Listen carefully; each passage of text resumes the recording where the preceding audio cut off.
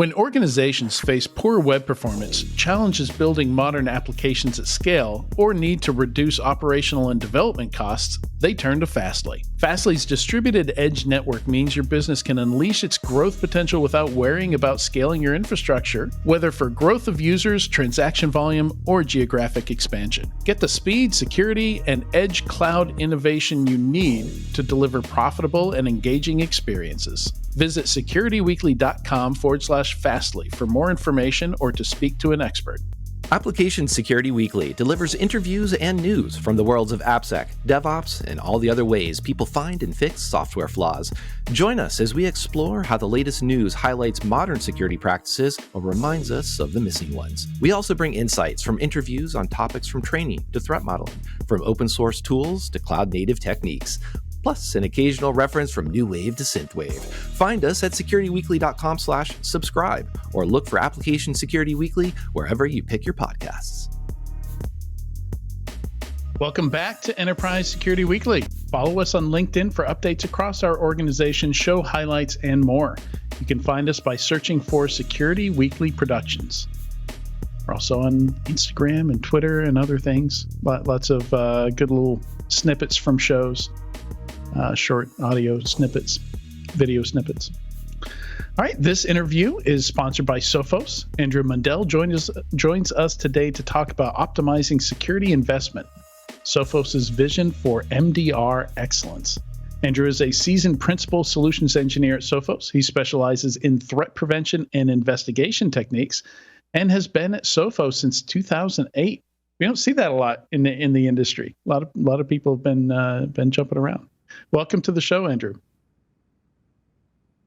Adrian, thanks so much for having me on. You're making me do month maths. So I'm a couple of months shy of coming up to 15 years at Sophos, which, as you said, is kind of rare in the industry. But I'm not the longest tenured person at Sophos. I'm beat out by a good handful of 20-year plus veterans. So it's a super interesting organization to be part of. Joe Levy, has he been there longer than you? Joe is relatively recent, like coming up to double figures. Joe's our CTO. Okay. But tons of double figures folks. I originally joined Sophos through an acquisition, and Sophos acquires quite a lot of companies. So I often joke when I meet new people coming in from an acquisition of like, I hope you know what you're getting into. You might be needing to get used to this logo and this email address for a good long time. Right. Yeah. So. Always good to hear that, and always good to see a security company, where folks stick around a while. That's always a good sign, I think. But so today we're talking about MDR. So this has been kind of a fascinating topic to me because I recall MDR kind of popping up over the last, is it fair to say last decade or so? I think I saw EDR first, and then we started to see MDR, and we do see these trends with acronyms where, we had CSPM and now we have SSPM and DSPM and ASPM for all the posture management stuff. But maybe let's start there, something a little foundational, talk about where MDR came from and why we need it. Why does it exist? Yeah, absolutely. So as you said, MDR kind of grew out of EDR. So let's go back to even EDR. Where did that come from? And we've known for a long time in the industry that tools themselves are not the only thing that organizations need to secure themselves. And certainly what we've seen at Sophos through the years is that many organizations started to assume that antivirus was just a checkbox. It was this thing, it goes over here, and if it's good, it stops stuff. If it's not so good, I have to go and clean up. And really, when the industry started to shift towards EDR, there was this kind of realization that a combination of things. Attackers were learning new tricks. They also had different goals. So we saw some significant changes in the types of attacks that were happening and the goals of attackers, moving to things that were more destructive, of course, like ransomware, but also a big uptick in this thing called a long dwell time. So once attackers had found their way into a system or a network, they were waiting for a long time before they kind of did anything that was really noisy. And that's where EDR came in. So it came in to say, let's start from the place of assuming that an attacker has breached our network by one means or another. There are certain things that they're going to do that are just part of how they need to operate. If they're trying to encrypt some files, they're probably going to want to figure out, where do some of those files sit? Where's the most interesting location? What's my deployment methods that I've got easy access to internally? And by looking at all of those things, it gives us a really good chance to jump in, detect, and that's the D in EDR, endpoint detection. So we are looking for those activities, not necessarily blocking them. And I'm sure we'll dig into that a little bit more, but that's kind of the interesting piece. So when EDR first came out as this kind of new protection layer, it was only detection.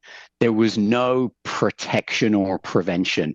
And those words get really complicated and really tricky, because a lot of the time, we talk about, this AV scanner detected this virus. So we're kind of reframing what detection means, and typically detection now means we saw some behavior, we observed some activity, and we are telling a human being about that, so that human being can go and take the necessary investigative steps.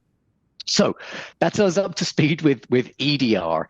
And what that meant was these EDR vendors, and Sophos is obviously a long-term EDR vendor as well, they were having to say to the customers that they were talking to, this isn't this set and forget thing anymore. You actually need staff. You need human beings 24/7 by 365, even on holidays, to be able to respond to all of these signals as they come in as close to real time as possible. And it turns out that's really expensive for most organizations to fully staff a 24/7 by 365 SOC. With all of the right tooling, you're getting into complex things like building your own detection engineering and how to manage that huge amount of data that you typically have coming from a significant number of sources as well. So we saw kind of two different approaches come out from the MDR space. One was vendors, so Sophos, CrowdStrike, SentinelOne, organizations who have software that's already out there on agents and can perform some of those other tasks, the threat protection type tasks.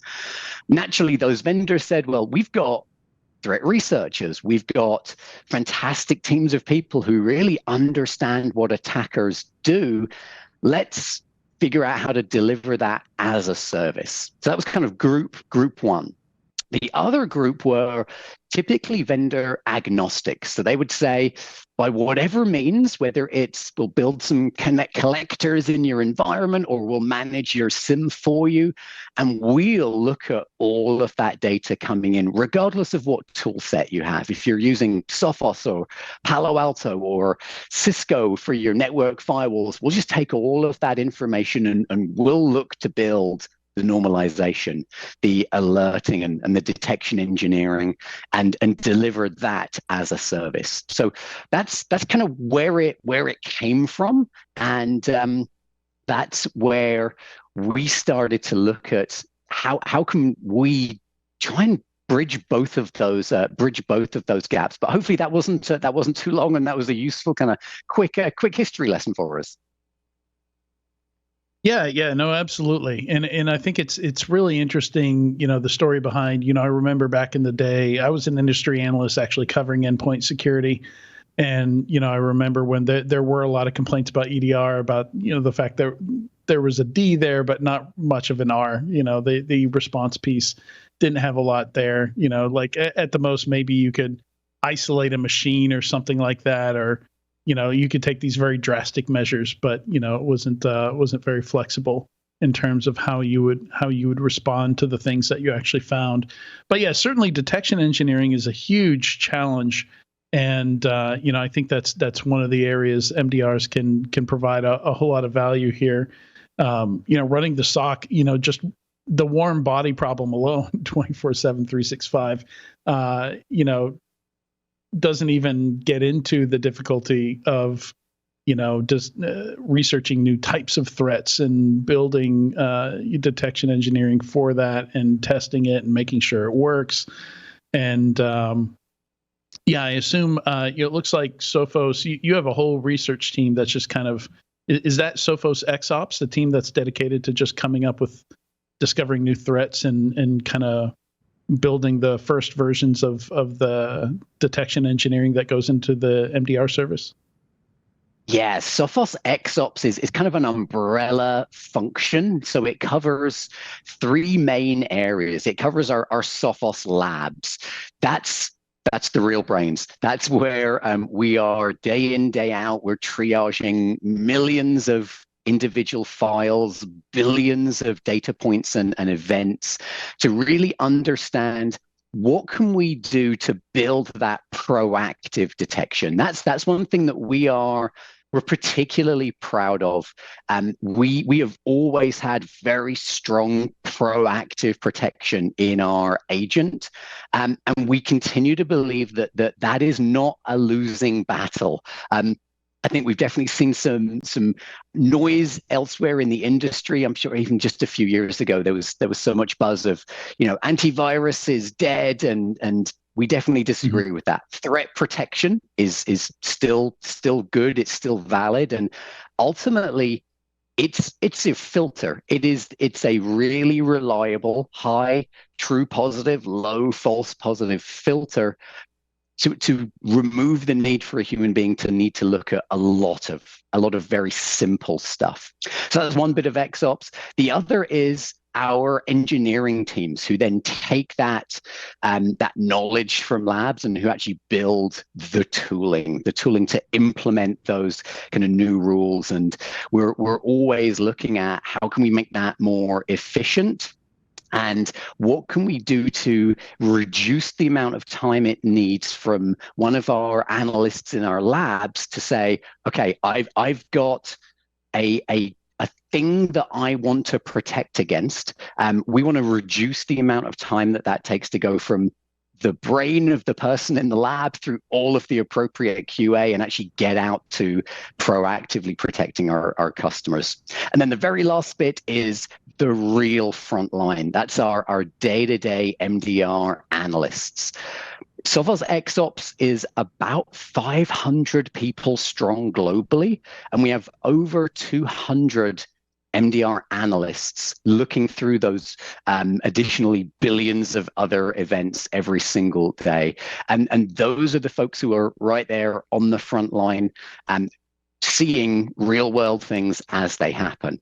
And we actually brought those, it was Joe Levy, our CTO's idea to bring those three groups together to make sure that they could act as a single organization. So again, removing friction, removing the amount of time it takes for someone in our MDR operations team to see something bad happen and figure out why is that happening, to get the data to labs to figure out how do we stop this sort of thing from happening again in the future where possible. And I'm sure we might have time to get into some of those different things that attackers are doing that sometimes make prevention really difficult. Yeah. No, thank you for that. That's as we're kind of it's a small army, 500 people. But as we're kind of getting the outline, the understanding for what MDR is, what it's comprised of, how you do it. Sean, I think you've got a good question here.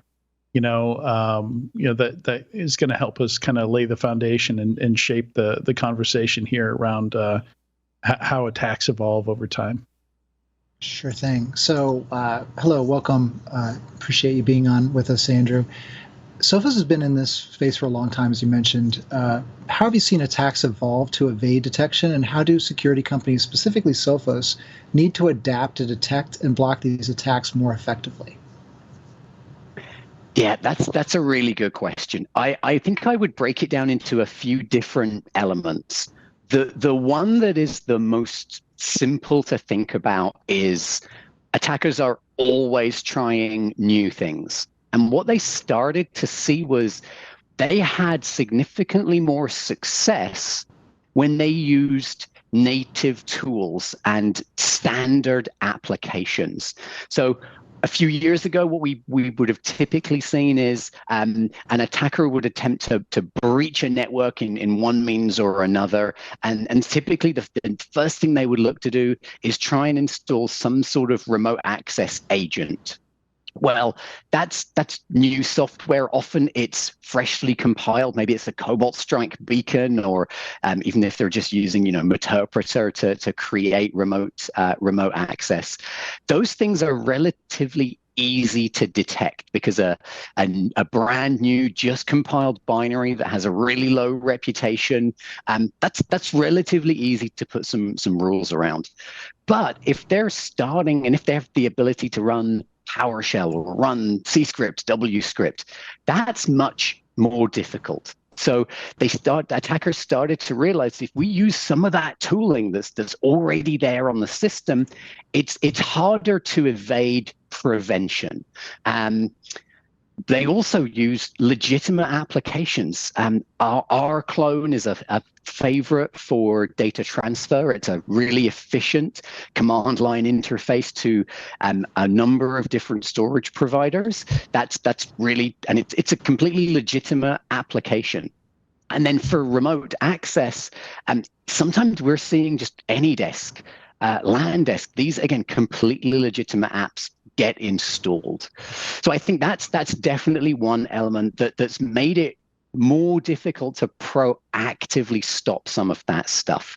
Whilst in the Sophos tooling, and I'm sure in other ones as well, you can absolutely go in and say, we want to block all PowerShell. And you would also lose a lot of fans from the administrative function who probably live in using PowerShell for deploying configuration. So that bit's particularly tricky. The other thing that we've seen is there's just so much opportunity for attackers. And I would break that into two different areas. The first is the amount of time that it takes for a new zero-day exploit to be published. From that to an attacker being able to find some POC code and find a vulnerable system, that's a really short amount of time. There's utilities out there like Shodan that are fantastic defensive tools, but can also be abused by attackers. Log4j, proxy shell, proxy not shell, all things which had easily auditable elements remotely. So that kind of pipeline of here's a new exploit, here's some proof of concept code, let's go and just search the entire internet and see what our potential pool of attack systems might be is really easy. The other element is on that same thing of ease. A lot of the complexity that typically came with that would come with defining your operation, choosing which strain of ransomware, setting up your your cryptocurrency wallets.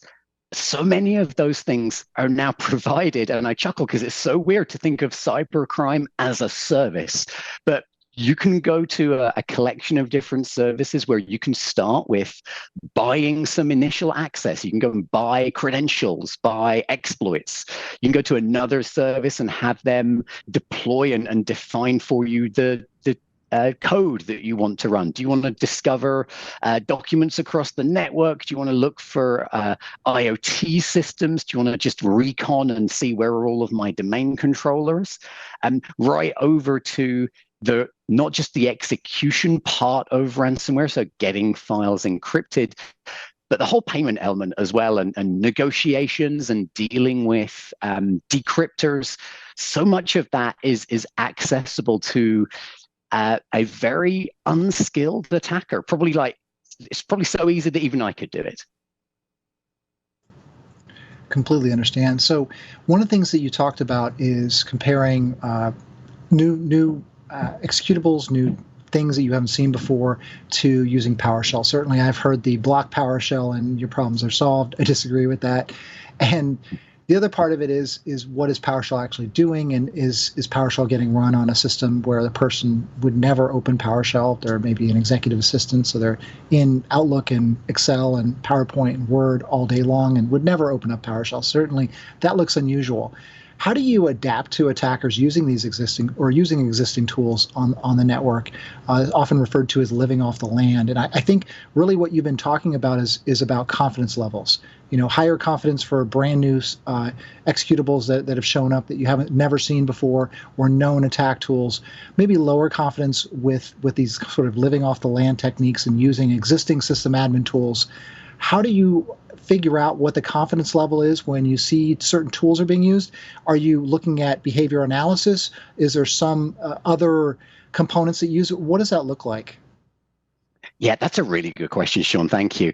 I think there's two ways to think about that. God, I'm numbering everything today. I apologize. There's two different ways to think about that. The first is the way that script, be it PowerShell, Python, Perl, C script, W script, whatever this, even actually batch files and command files. And obviously, we're talking about Windows a lot. Shell scripts over on Linux and the Mac as well. Same principle applies to all of those. And the first thing that we can look at is what's spawning this script, what's causing this script to execute.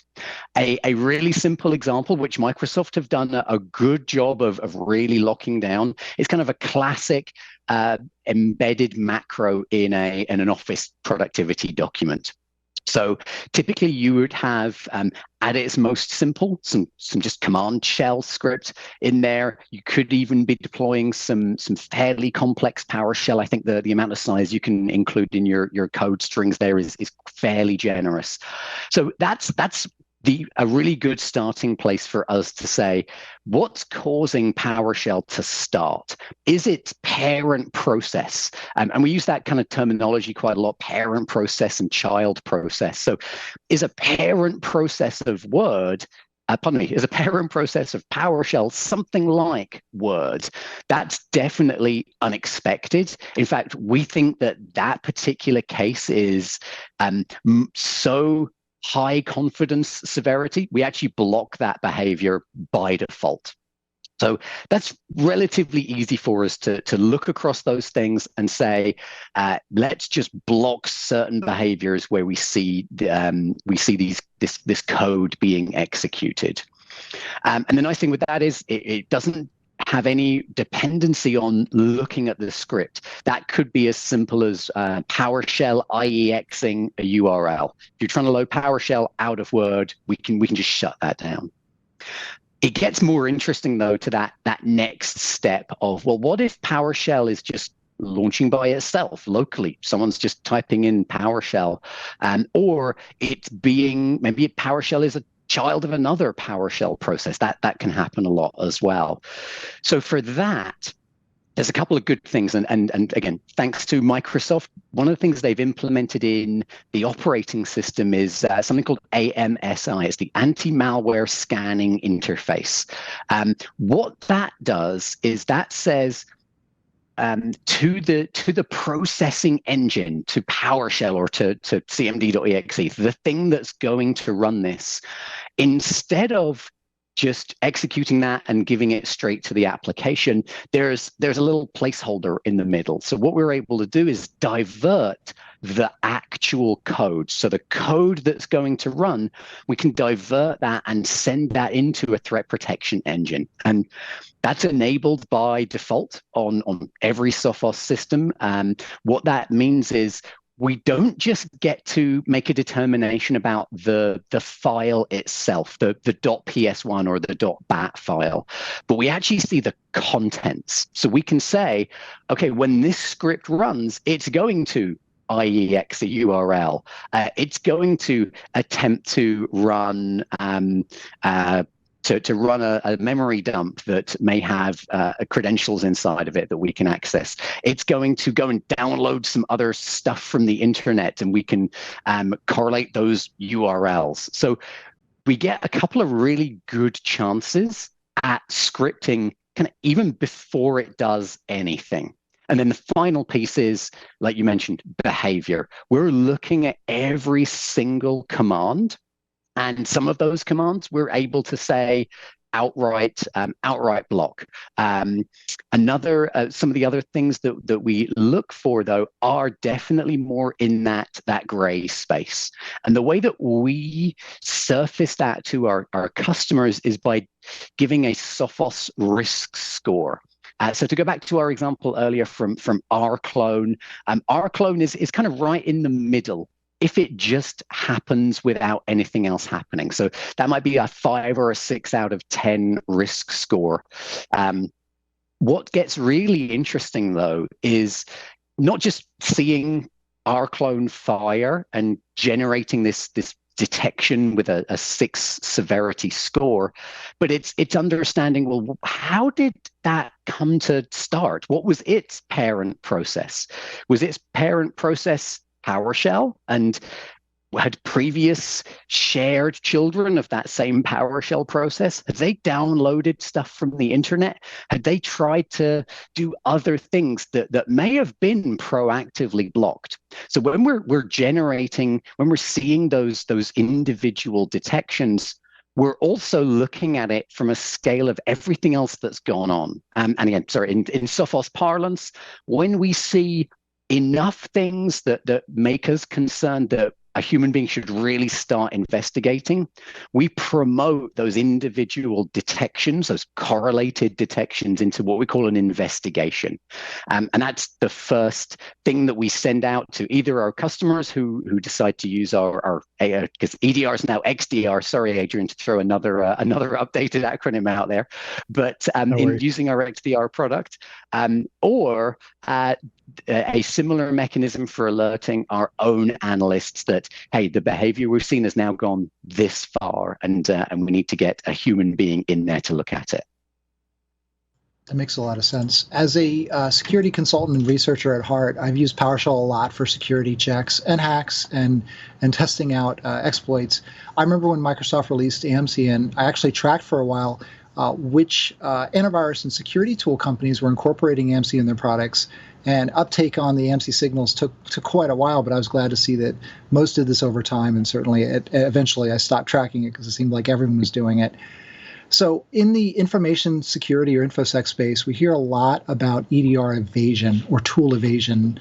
Often this means obfuscating or reducing visibility so the associated alert doesn't escalate to an analyst or even automate a response. What are you doing in order to gain better context into attacker activity to provide better alerts and response, which can include blocking malicious activity, sort of this automated action that happens? And what other signals are you incorporating into this to get better context and understanding and confidence, such as network events, et cetera? Yeah, that's really where MDR can become incredibly powerful. So, and a little plug, little kind of additional tidbit about the way that Sophos is operating our service. Earlier on, I described that there was kind of 2 approaches to MDR typically. You had vendor centric, and then you had vendor agnostic. We've taken the decision and the pathway of going right down the middle of that, which is kind of interesting as a vendor in that space. But for our MDR customers and coming later in the year for our XDR customers, we offer integrations with any other security product. Whether you're running Palo Alto on your network, Okta for identity, Microsoft Defender, applications out in the cloud, whoever your email provider is, even whoever your endpoint protection is. So if you're running, and I won't list any more vendors, if you're running any of those other vendors, we can still take all of that telemetry into our SOC on your behalf. That's as complicated as it sounds. And one of the really complicated things there is we have to spend a lot of time figuring out different risk levels and different alert levels, because when Palo give us something and say this is a high severity alert, they may use a scale of 1 to 10, and when we get an event from a different vendor, they may use high, medium, low. So we have to look at all of that schemas for every product. We need to look at whether that data that we're getting indicates something we call it being actioned versus unactioned. So for instance, when a firewall says, my IPS saw this inbound packet and blocked it, that's still a really interesting piece of data for us. But it's also interesting to know that that's what we would consider to be an actioned alert. So the security product took something, it did something with that.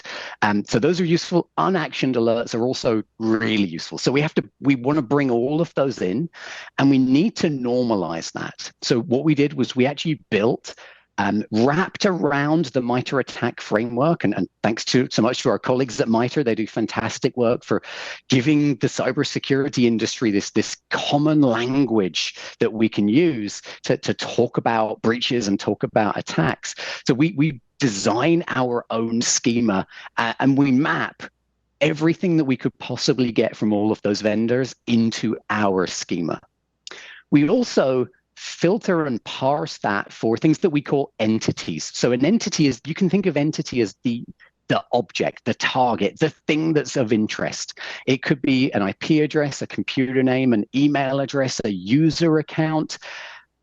We then also ask our customers to help with business context, because it's really easy. In my test environment, my web server is called web server. So it's really easy for me to look at my console and see, oh, I've got an alert on my web server. I should not isolate that from the network because that's my web server. But it's more difficult in production environments. So we ask our customers to help us help them by giving us business context of what are your business critical systems, who are your VIPs, and all of that stuff feeds into the pipeline that we go through for all of our data processing.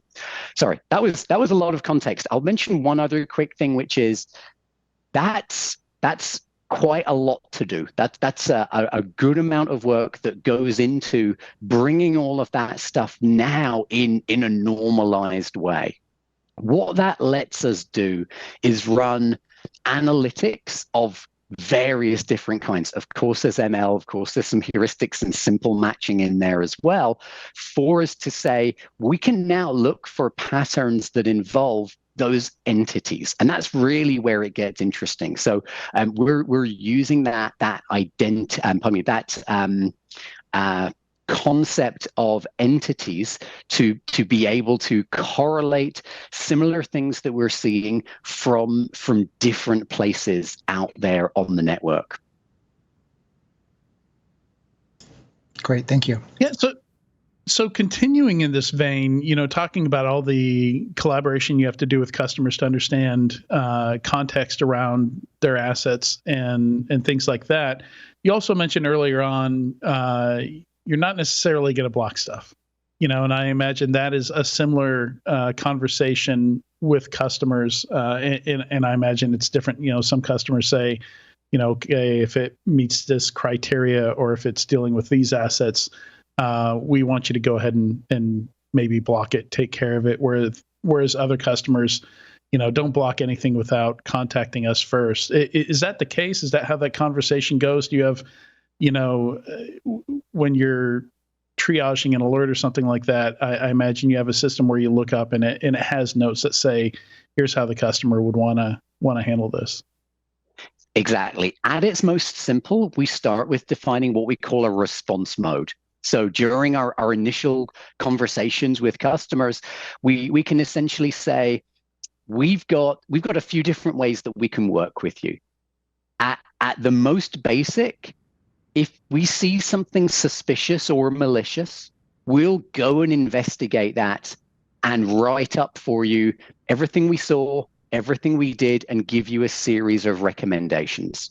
That's our notify tier, as we call it. No one uses that because you're just paying for alerts that you probably have already and a little bit of investigation. So the next option that we have is we literally call it collaborate. Same thing happens. So we see something that's of interest, a human being carries out an investigation, sends that same email. This is what we saw, this is what we've done, these are the implications of it. These are our recommendations on our next steps. We want to work with you to do those. You can delegate that access automatically, and you can move over to our kind of full management tier that we call authorize. So authorize says, whatever is in your power, Sophos, and we have a list of the things that we'll do today. I'll mention a little something about that in a second as well. So here's a list of the things that we can do today. Blocking files, killing processes, terminating certain network connections, isolating the entire system, sending samples out to our research teams, all of that kind of stuff. You can, if you want, say, Sophos team, do all of that. So now you get that same start of the email. These are the things that we found. This was the investigation that we carried out. And finally, this was the tasks that we did. Now, sometimes there might be things left over. So we might need to say to a customer, we really think you should block this user account or disable its force a password reset. Same for some of the things over on the network firewall side of things. If you're not running a Sophos firewall, which is managed in the same platform, then go ahead and Mr. or Miss Customer, please add these items to your block list on your firewalls. What we're planning on launching a little bit later this year is to take that response action menu even further. So customers will also be able to delegate to our team the ability to do things just like that. So we'll be able to, on agreement, say, you have the ability through secured and audited APIs to block user accounts, to add things to block lists across the network, to in email things, to maybe quarantine certain emails if you're convinced that they've been related to a particular situation. So we're really excited about that next step of really being able to go beyond, honestly, what we actually hear of any MDR vendor, whether it's kind of vendor-based or vendor agnostic, nobody else, as far as we know, is going into that level of enhanced response action. So we're super excited when that comes along. Yeah, that's awesome. And I think that's a great place to wrap here. Just understanding the different options that customers have. The levels of response. And honestly, I've been hearing the term MDR for over a decade now, and I think I've got a better understanding of what that means from this conversation today than the totality of all the other information I've heard over the last decade. So it's been a really good conversation. Thank you. Much appreciated. Really kind. Thanks so much for having me, and I hope everyone has a great day. Yeah, make sure you visit securityweekly.com/Sophos to learn more. There's some links in the show notes to research from XOps. They have some very well written, very entertaining posts there, some great research. And we'll be right back in a few moments with the weekly enterprise news.